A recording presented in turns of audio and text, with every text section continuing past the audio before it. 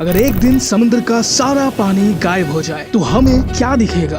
बिल्कुल क्लीन, बस डीप सूखे ओशन फ्लोर अगर हमारे सामने हो तो ऐसे कौन से राज हैं जो आप सबसे पहले देखना चाहोगे? आज की cutting edge under water scanning technology जैसे 3D मैपिंग, सोनार डेटा, इनके मदद से हम पानी को हटा के दुनिया के सबसे बड़े अनएक्सप्लोर्ड सीक्रेट को देखने वाले हैं। हम देख सकते हैं डूबे हुए एंशिएंट सिटीज जिनमें कभी सिविलाइजेशंस रहते थे, अंडर वाटर माउंटेन्स जो माउंट एवरेस्ट से भी बड़ी हो सकती है लेकिन पानी के नीचे छुपी है, भयानक अंडर वाटर डिजास्टर्स के निशान, और हाँ, बर्म्यूडा ट्रायंगल का असली सच। इसी के साथ हमारे देश में समुद्र के नीचे छुपी एक ऐसी मिस्ट्री जो शायद इसी साल सबके सामने आने वाली है। तो चलिए सबसे पहले धरती के इस हिस्से के ओशन फ्लोर से शुरू करते हैं। साल 2016 गल्फ ऑफ मैक्सिको में साइंटिस्ट के एक टीम को ओशन फ्लोर्स के नीचे कुछ मैसिव मेटेरॉइड इम्पैक्ट्स के प्रूफ मिले। तो साइंटिस्ट ने उस जगह को ड्रिल करना शुरू किया और उन्हें जमीन में धंसा एक मेल्टेड रॉक का लेयर मिलता है। इसके कार्बन डेटिंग से पता चलता है कि इस पत्थर का एज 66 मिलियन ईयर्स है और ये एक एस्टेरॉइड था जो 10 किलोमीटर से भी ज्यादा वाइड था। जमीन से टकराया, उसके इम्पैक्ट से ये क्रेटर बना और इसी से ये थ्योरी निकल के सामने आई कि यही वो क्रेटर है जिसने डायनासोर्स के पूरे इकोसिस्टम को खत्म कर दिया था, क्योंकि आज तक दुनिया में ऐसे एक भी डायनासोर की स्पीशीज नहीं मिले जो 66 मिलियन ईयर्स से कम पुराने हो। आज ये क्रेटर 200 किलोमीटर वाइड और 1 किलोमीटर डीप है और मेटेरॉइड का बाकी हिस्सा जो अभी भी गहराई में छुपा हुआ है, इसे देखने के लिए सबसे पहले गल्फ ऑफ मैक्सिको के पानी को हटाना पड़ेगा। जैसे जैसे पानी पीछे हटेगा एक कॉन्टिनेंटल शेल्फ सामने आएगा, एक छुपा हुआ जमीनी हिस्सा जो कोस्ट के साथ साथ फैला हुआ है। हमें इन लेयर्स को एक एक करके हटाना होगा। जैसे जैसे हम ये परतें हटाते जाते हैं वैसे वैसे हम वक्त के अंदर और अंदर घुसते चले जाते हैं 66 मिलियन ईयर्स पीछे, और हम उस जगह तक पहुंच जाते हैं जो जगह किसी भी जिंदा जीव ने 66 मिलियन ईयर्स से नहीं देखी। इस मेटेरॉइड को स्टडी करने के बाद साइंटिस्ट ने इसके डायमेंशंस, स्पीड और इम्पैक्ट एंगल का पता लगाया। जब ये चिक्सुलैब धरती के इस हिस्से में टकराया था तब उसकी रफ्तार 40,000 किलोमीटर पर आवर से भी तेज थी। इम्पैक्ट के फौरन बाद हजारों टन पत्थर इस क्रेटर से उड़ के एटमॉस्फेयर में छिटक गए थे और यहीं से शुरू होती है डिस्ट्रक्शन की एक ऐसी खेल जिसने एक पूरे इकोसिस्टम को तबाह कर दिया था। हजारों लाखों टन पत्थर जो अब एटमॉस्फेयर में उड़ गए थे वो कुछ टाइम बाद नीचे आना शुरू होती है। एटमॉस्फेयर में घर्षण के वजह से अब इन पत्थरों के टुकड़े किसी आग के गोले में तब्दील हो जाते हैं और देखते ही देखते जहाँ पर भी ये गिरते हैं अपने सामने आए हर एक चीज को ये जलाने लग जाते हैं। इस इम्पैक्ट के 1000 किलोमीटर की रेडियस में जो भी जीव मौजूद थे वो पहले ही भाप बन चुके थे। बाकी बचे जीव इन जलते हुए चट्टानों के नीचे दफन हो जाते हैं और इसी के फौरन बाद आज तक की सबसे बड़ी समुद्री सुनामी लाखों गैलन पानी को समंदर से बाहर उछाल देती है, जिससे ऐसे जाइगेंटिक सुनामीज आने लगते हैं जो अपने साथ सब कुछ बहा के ले जाते हैं। हवा, पानी, जमीन, हर जगह सिर्फ तबाही के मंजर होते हैं। लगभग 11 से 12 मैग्नीट्यूड के भूकंप के साथ तकरीबन 1 किलोमीटर ऊंची सुनामी की लहर अब पूरे कॉन्टिनेंट को अपने चपेटे में लेने लग जाती है। जो जानवर समुद्र से कई सैकड़ों मील दूर थे उन्हें सुनामी अपने ओर आने की आवाज तो सुनाई दे रही होगी लेकिन दिखाई कुछ भी नहीं दे रहा होगा, क्योंकि इम्पैक्ट के बाद जमीन में मौजूद सल्फर इवेपोरेट होके एटमॉस्फेयर में घुल जाती है, जिसके बाद सल्फर एरोसॉल एटमॉस्फेयर में एक मोटी जहरीली चादर बना के पूरे आसमान को अपने अंदर ढक लेती है, जिसके बाद सूरज की रोशनी अब इसे पार करके जमीन तक नहीं पहुंच पा रही थी, जिससे प्लांट्स का फोटोसिंथेसिस रुक जाता है। धीरे धीरे प्लांट्स मरने लगे, इसी के साथ मरने लगे उन्हें खाने वाले छोटे जीव, और ऐसे ही पूरा फूड चेन कोलैप्स कर जाता है। धीरे धीरे अब पूरे प्लेनेट का टेम्परेचर भयानक तरीके से गिरने लग जाता है। एवरेज 26 डिग्री सेल्सियस कुछ ही दिनों में गिर जाता है, जिससे इंस्टेंटली ये प्लेनेट डीप फ्रीजिंग जोन में चला जाता है और अगले लगभग 16 से 30 सालों तक पृथ्वी भी इसी फ्रीजिंग जोन में रहती है। जो प्लांट्स और जानवर इस एक्सट्रीम वेदर पैटर्न चेंजेस को झेल पाए वो जिंदा बच पाए। बड़े जानवर जैसे डायनासोर्स का खेल खत्म हो चुका था।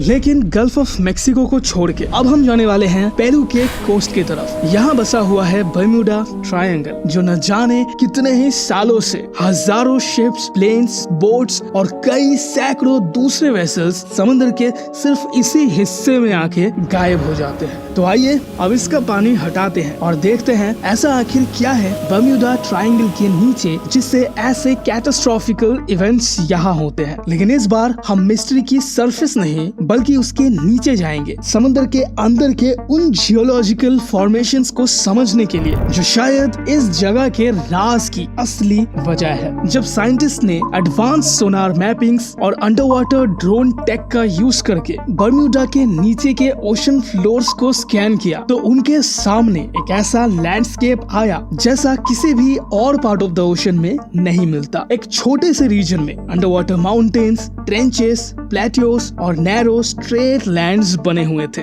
ये इतना ज्यादा जियोलॉजिकली डाइवर्स है कि साइंटिस्ट्स भी हैरान रह गए। पानी के नीचे बर्म्यूडा के टाइनी आइलैंड्स एक्चुअली एक massive under water volcanic mountain के सिर्फ टिप्स है। ये माउंटेन अराउंड 4 किलोमीटर हाई है और अटलांटिक के बीचों बीच तक फैला हुआ है। पर सवाल ये उठता है कि ये पहाड़ वहाँ आए कहाँ से? लाखों साल पहले जब अटलांटिक ओशन अपने फॉर्मेशन स्टेज में था, समुद्र के अंदर एक मेगा वोल्केनो एक्टिव होता है। ये वोल्केनो कंटिन्यूअसली लावा उगलता रहा फॉर मिलियंस ऑफ इयर्स। लावा के लेयर्स इतने ज्यादा जमा हो गए थे कि एक नया आइलैंड समुद्र के सरफेस पे उभर आता है, अ जाइगेंटिक वोल्केनिक आइलैंड। पर टाइम के साथ वोल्केनो इनएक्टिव हो जाता है। विंड, रेन और इरोशन ने उस आइलैंड को धीरे धीरे अपना शेप दिया। Sharp island peaks flat plateau में बदल गए। फिर आइस एज आता है जब ग्लेशियर्स मेल्ट होने लगते हैं। सी लेवल्स ड्रामेटिकली राइज करते हैं, इतने ज्यादा कि पूरा प्लेट्यू समुद्र के नीचे चला जाता है। सिर्फ एक छोटा सा हिस्सा पानी के ऊपर बचा रहता है और वही आज के बर्म्यूडा आइलैंड्स हैं। लेकिन नीचे एक एंशिएंट वोल्केनो का पूरा स्लोप अभी भी एग्जिस्ट करता है। न्यूट्रिएंट से भरा हुआ वही डेवलप हुआ एक huge coral reef system, colourful, alive और डेंजरस। इन कोरल रीफ्स ने हजारों शिप्स को खत्म कर दिया। रीफ के छुपाए स्ट्रक्चर्स समुद्र के अंदर एक डेडली मेज बनाते हैं। पर ये सिर्फ बर्म्यूडा तक ही लिमिटेड नहीं है। दुनिया के कई रीफ सराउंडेड आइलैंड्स जहां हाई ट्रैफिक और अनइवन ओशन फ्लोर्स मिलता है, वहां भी कई सारे शिप्स ऐसे ही डूबते हैं। बर्म्यूडा ट्रायंगल का ये एरिया भी उसके टोटल रीजन का सिर्फ एक छोटा पार्ट है। लेकिन अब बात करते हैं बर्म्यूडा ट्रायंगल के सबसे गहरे राज की, पुर्तो रिको ट्रेंच। अगर हम इस रीजन का सारा पानी वर्चुअली हटा दें तो सामने आएगी एक 8 किलोमीटर डीप ट्रेंच, अटलांटिक की सबसे गहरी जगह। यहाँ ऐसे वर्टिकल क्लिप्स हैं जो किलोमीटर्स तक सीधे नीचे जाते हैं। एक ऐसी जगह जहाँ आज तक इंसानी कदम मुश्किल से ही पहुँचे हैं। ये ट्रेंच बना है टेक्टोनिक एक्टिविटी की वजह से। जब नॉर्थ अमेरिकन प्लेट ने कैरेबियन प्लेट के नीचे सबडक्ट करना शुरू किया तब एक क्रैक बना जो धीरे धीरे एक मॉन्स्टर ट्रेंच में बदल गया। इतनी डेप्थ और कॉम्प्लेक्स जियोग्राफी की वजह से अगर कोई भी शिप या प्लेन यहाँ खो जाए तो उसका मिलना ऑलमोस्ट इम्पॉसिबल हो जाता है। और ये सिर्फ थ्योरी नहीं है। MH370 जैसे एयरक्राफ्ट जिसको सर्च करने में दुनिया भर के सैटेलाइट्स और सोनार सिस्टम्स भी फेल हो गए, उसका रैकेज मिलना कितना मुश्किल है ये सब जानते हैं। तो सोचो बर्म्यूडा ट्रायंगल के अंदर पोर्टो रिको ट्रेंच जैसे जोन में अगर कुछ खो जाए तो क्या उसका मिलना पॉसिबल भी है। अब यहाँ से थोड़ी दूर और आगे बढ़ते हैं। जरा सोचिए, आज हम सब इंटरनेट के बिना एक भी पल नहीं बिता सकते। हर 1 मिनट में दुनिया के लोग लगभग 25 लाख जीबी डेटा कंज्यूम करते हैं। पर क्या आप जानते हैं ये डेटा का फ्लो कहाँ से आता है? आपको लगता होगा सैटेलाइट से, पर असली कहानी कहीं और है। समुद्र के नीचे under water world wide web. जब हम ओशंस का पानी यहाँ से भी खींच लेते हैं, एक ऐसी चीज सामने आती है जिसे देखकर आपको अपनी आंखों पे यकीन नहीं होगा। मिलियंस ऑफ किलोमीटर्स लंबी केबल्स का एक ग्लोबल नेटवर्क, यही है दुनिया का असली वर्ल्ड वाइड वेब यानी WWW। ये फाइबर ऑप्टिकल केबल्स लाइट की स्पीड से डेटा भेजते हैं और दुनिया के 98% से भी ज्यादा डेटा इन्हीं केबल्स के जरिए ट्रांसफर होता है। और ये केबल्स कहाँ से गुजरती है? दुनिया के सबसे कॉम्प्लेक्स और डेंजरस रूट्स के थ्रू, जैसे ताइवान और फिलीपींस के बीच चाइनीज सीज का डीप सी फ्लोर। ये केबल इतने इंपॉर्टेंट हैं,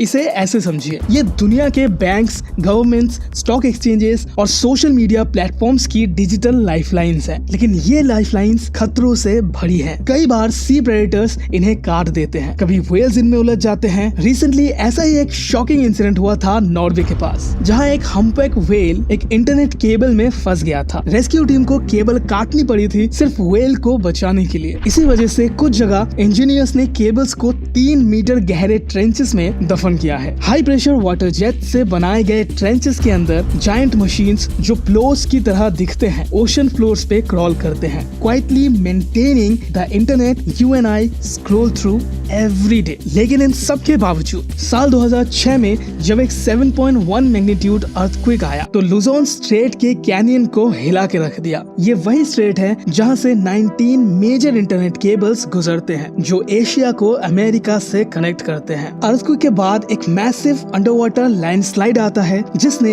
एक के बाद एक सारी केबल्स तोड़ डाली। पूरे साउथ ईस्ट एशिया का इंटरनेट डाउन हो गया। Banks, universities, ATMs, stock markets सब कुछ रुक गया। $बिलियन डील्स फ्रोजन हो गए। ये दुनिया का पहला ऐसा मोमेंट था जब इंटरनेट का एक बड़ा पार्ट लिटरली समंदर के नीचे डैमेज हो गया था और उन ब्रोकन केबल्स को रिस्टोर करने में लगभग 3 महीने लग गए थे। इमेजिन करो आज के फास्ट पेस्ड डिजिटल दुनिया में 3 महीने का इंटरनेट ब्लैकआउट। लेकिन ये सब बस एक रिमाइंडर है कि हम जिस डिजिटल दुनिया में रह रहे हैं उसकी फाउंडेशन समंदर के अंदर छुपी हुई है और हर वक्त एक और अंडरवाटर लैंडस्लाइड, एक और व्हेल एनकाउंटर या एक और टेक्टोनिक शिफ्ट हमारे पूरे सिस्टम को हिला सकता है। अगला डिजास्टर कब होगा ये कोई नहीं जानता, क्योंकि समंदर के नीचे एक मॉन्स्टर छुपा है। ऐसा मॉन्स्टर जो जमीन को फाड़ सकता है, शहरों को दबा सकता है और दुनिया के सबसे खतरनाक डिजास्टर को जन्म दे सकता है। Welcome to the ring of fire. Earth का सबसे डेंजरस जोन पैसिफिक ओशन के नीचे है एक इनविजिबल बेल्ट जिसे द रिंग ऑफ फायर कहा जाता है। यहाँ होते हैं दुनिया के 90% से भी ज्यादा अर्थक्वेक्स और उनके डेडली आफ्टरशॉक सुनामीज। अर्थ का मोल्टेन कोर, उसके ऊपर मेंटल और क्रस्ट। ये क्रस्ट टुकड़ों में बनती है टेक्टोनिक प्लेट्स। जब ये प्लेट्स एक दूसरे से टकराते हैं अर्थ हिलता है। जब एक प्लेट दूसरे के नीचे चली जाती है उसे कहते हैं सबडक्शन और सबडक्शन जोन से बनाते हैं अर्थ के सबसे intense earthquakes. Ring of fire के अर्थक्वेक्स सिर्फ जमीन तक सीमित नहीं होते, ये समंदर के फ्लोर को भी तोड़ देते हैं और जब ऐसा होता है वाटर एक जायंट वेव के फॉर्म में राइज करता है और इसे ही सुनामी कहा जाता है। ये सुनामी सब कुछ अपने साथ ले जाता है और कभी कभी पूरे के पूरे शहर को भी। अब आते हैं हमारे देश में। 1983 में इंडियन आर्कियोलॉजिस्ट ने गुजरात के कोस्ट पे एक अंडर वाटर सर्वे स्टार्ट किया। नेशनल इंस्टीट्यूट ऑफ ओशिनोग्राफी ने सोनार मैपिंग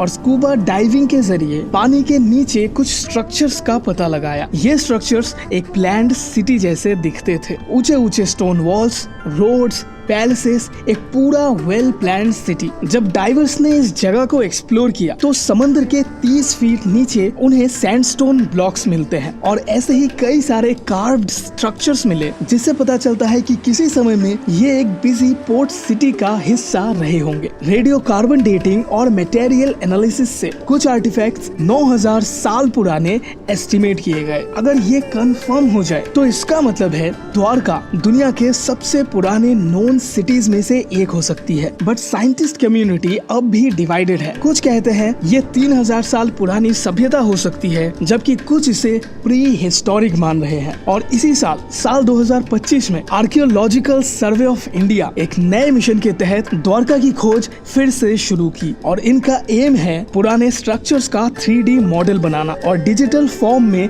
एक लॉस्ट सिटी को रिवाइव करना। पिछले कई सालों से वेस्टर्न वर्ल्ड अटलांटिस की खोज खोज में लगा है, लेकिन शायद हमारे सामने भारत की अपनी एक अटलांटिस है जो माइथोलॉजी से नहीं आर्कियोलॉजी से जिंदा हो रही है। द्वारका सिर्फ एक धार्मिक जगह नहीं है, ये एक सिंबल है भारत की प्राचीन मैरीटाइम जीनियस का और समंदर के गहराइयों में छुपी हजारों साल पुरानी एक ऐसी सिटी का जो हमारे सिविलाइजेशन की हिस्ट्री को पूरी दुनिया के सामने ला सकती है। अब तक हमने देखा ओशंस के नीचे मौजूद कुछ अनोखे राज जो बरसों से छिपी हुई थी, लेकिन अब हम देखेंगे यहाँ रहने वाले कुछ जानवर। साइंटिस्ट हर 1.5 से 2 दिन में लगभग एक ऐसी नई स्पीशीज का पता लगाती है इन ओशन से जिन्हें उससे पहले किसी ने भी नहीं देखा। मरीन बायोलॉजिस्ट के अकॉर्डिंग लगभग 2 मिलियन से भी ज्यादा मरीन स्पीशीज हमारे ओशंस में रहते हैं, लेकिन अब तक सिर्फ 2,40,000 स्पीशीज को ही ढूंढा जा चुका है। यानी अभी भी समंदर के नीचे 17.5 लाख ऐसे क्रीचर्स मौजूद होंगे जिनके बारे में हमें